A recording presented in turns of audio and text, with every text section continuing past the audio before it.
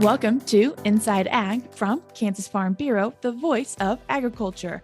I'm Shelby Varner. September is Bee Appreciation Month, and we wanted to celebrate the bees and all that they do. And to talk about their experience with bees and share some of their knowledge is First Vice President of the Kansas Honey Producers, Greg Swob. Greg, thank you so much for taking the time to join us today. My pleasure. To get us started, Greg, can you share a little bit about your experience with bees and how you got started? It goes back quite a few years. I think about 1972 or 73. For example, my parents always loved to go to the state fair. And one fall, and it was 72 or 73, Dad spent an inordinate amount of time visiting with somebody at the Kansas Honey Producers Association booth.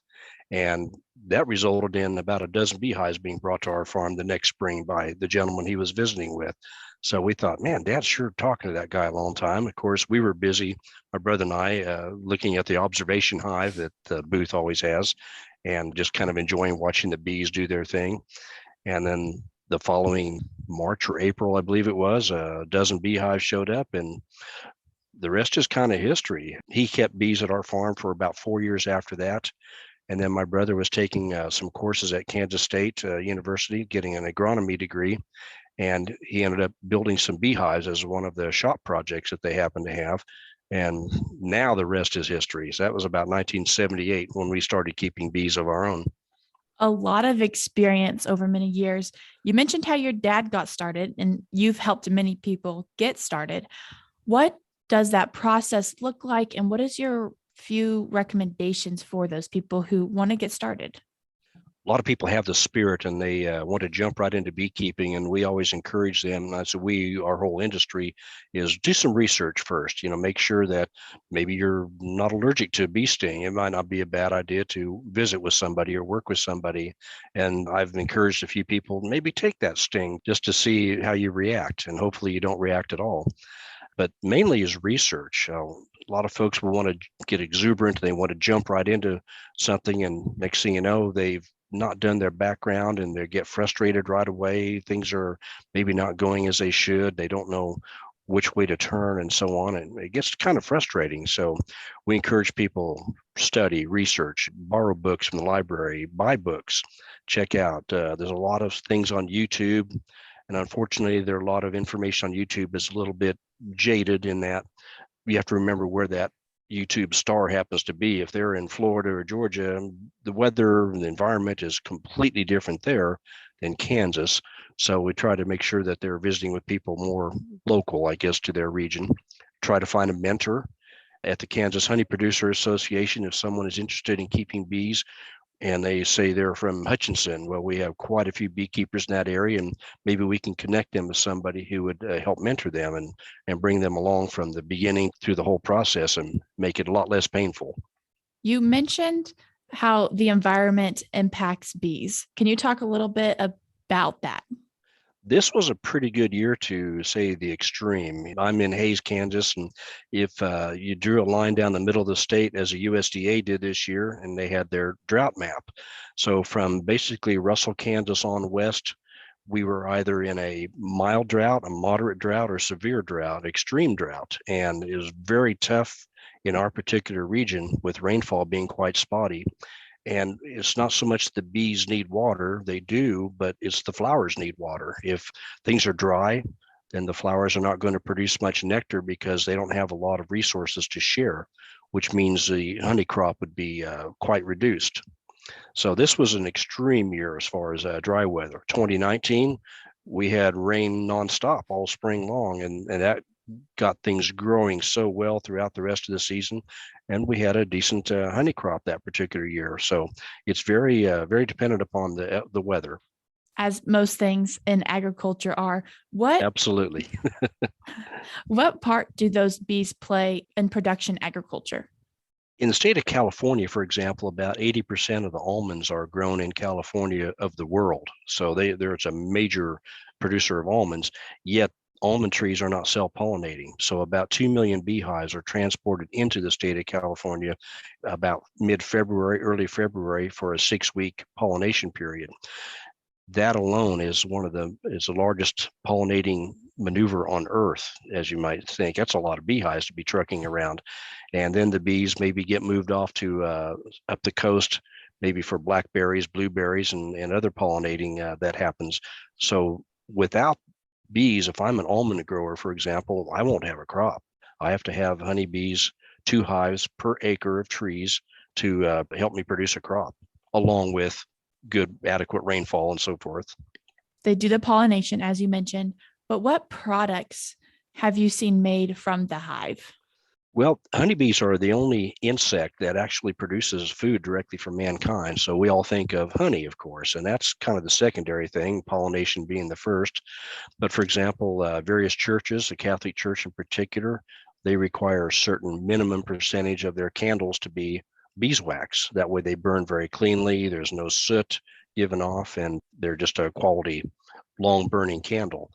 Gosh, years ago we had a product called Snow Seal, and it came in a little can, and basically it was beeswax, and you would warm it up and smear it on your boots to waterproof them.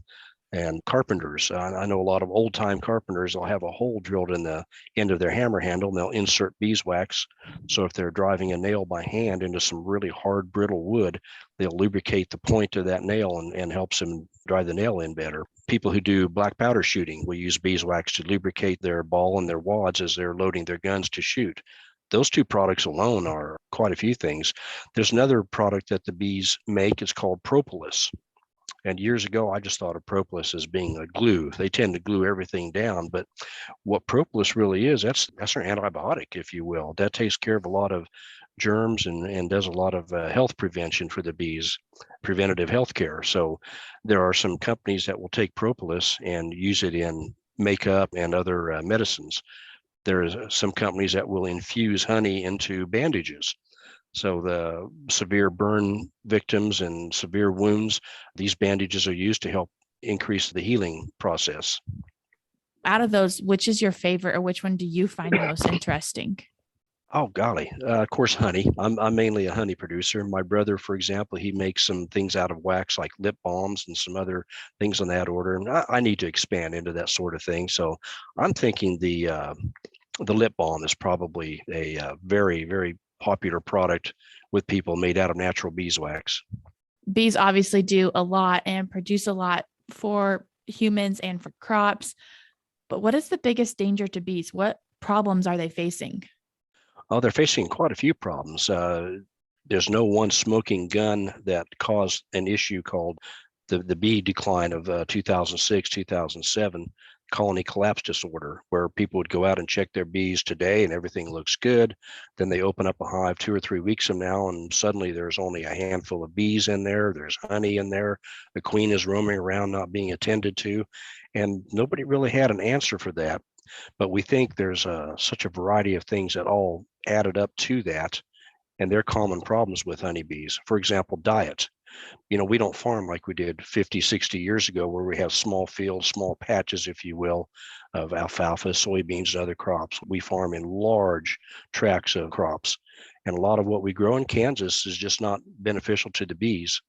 Wheat, grain sorghum, corn are some very common crops that we grow here, obviously, and bees don't benefit from those. But they do benefit from alfalfa if it's allowed to go to full bloom, like for producing seed, for example. Sweet clover, which is a weed, if you will, is a very common source of honey also.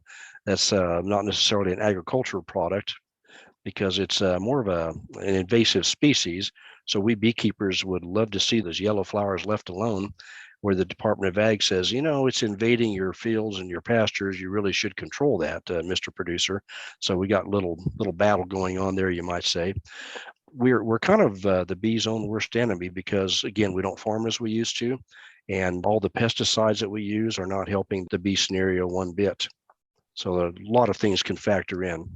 For those who are wanting to support the bees, what are some different things that they can do? One great thing you can do is plant some pollinator-friendly plantings. There are a lot of companies in Kansas. Faya Seeds, I think if I pronounce that correctly, out of Alma, Kansas. There's Star Seed up in Osborne. Healy, Kansas. I'm forgetting the name of the seed company now, but they all have a lot of pollinator-friendly plantings, and that would be probably one of the best things a person could do to help even the native bees. For example, we'll skip from honeybees to the native bees like bumblebees. A native bee is usually large, massive bumblebee type creature. That's what you need to pollinate your tomatoes. A honeybee is just not massive enough to shake the pollen loose from tomato plants because their pollen is very heavy and very sticky. So we need those wild bees, if you want to use that term, and there are thousands of species around. So we want to plant things that will benefit them also, because they all factor into the ecosystem to help us out. Greg, you obviously have this wealth of knowledge that you're willing to share with other people. What are some things that you wish people knew about bees? Oh, don't be afraid of being stung, for example. You should, obviously, if you are allergic to the bee venom, but enjoy those bees. Watch them on the flowers. They're fun to watch around how busy they are. When they're busy pollinating a flower or gathering nectar from a flower, they could care less about you unless you bother them. They're just busy doing their job. So we want people to not fear them, but respect them and embrace them, if you will. So, going with the theory of you don't mess with them, they won't mess with you. Pretty much, yeah. Now, maybe if you get too close to their hive, some hives are a little bit more defensive than others. Some are a lot more tame. It's just, as we always say, that they have their own personality. Also, from that wealth of knowledge, what are some fun facts that you just want to share with people? Bees are so important for our ecosystem. Obviously, about $20 billion worth of pollination for farm crops. Again, not wheat, corn, and such, but soybeans, they do help increase the harvest of soybeans. And again, almonds, as we mentioned earlier, they are the main source of pollinating almonds so that the almond producers in California could raise a good crop. Yeah, that's the thing, is they do so much good as far as helping pollinate our crops, such as apples and squash and pumpkins and all the cucurbit plants out there. Without honeybees, we probably wouldn't have near as many in the grocery stores as we do. That is some interesting information. For people who are wanting to find more information, where can they go? Yeah, Kansas Honey Producers is www.kanshoneyproducers.org. There's a Yes. wealth of information out there. For example, we have an annual conference, or biannual conference, I should say, coming up in Salina, November 4th and 5th. Actual timeline agenda is not out there yet, but it will be soon. But we have a lineup of various speakers and topics that they'll be speaking upon. Of course, you can contact us, say, oh, I have a tree that has some bees in it. Can anybody help me remove them for me? So just identify where you are. Say you're in Ottawa, Kansas, and can someone help me? And they send that to our contact us on the website. We will get someone their direction. That is fantastic news. September is Bee Appreciation Month. September is not over. However, we probably should always celebrate the bees as they do so much for the people and the agricultural industry. Absolutely. Thank you, Greg, so much for coming on and sharing your knowledge and experience of bees with us. My pleasure. Thank you for having me. That was the first vice president of the Kansas Honey Producers, Greg Swob. If you're interested in finding out more information about bees and what's happening in Kansas, you can go to www.kanshoneyproducers.org. I'm Shelby Varner, and this has been Inside Ag from Kansas Farm Bureau, the voice of agriculture.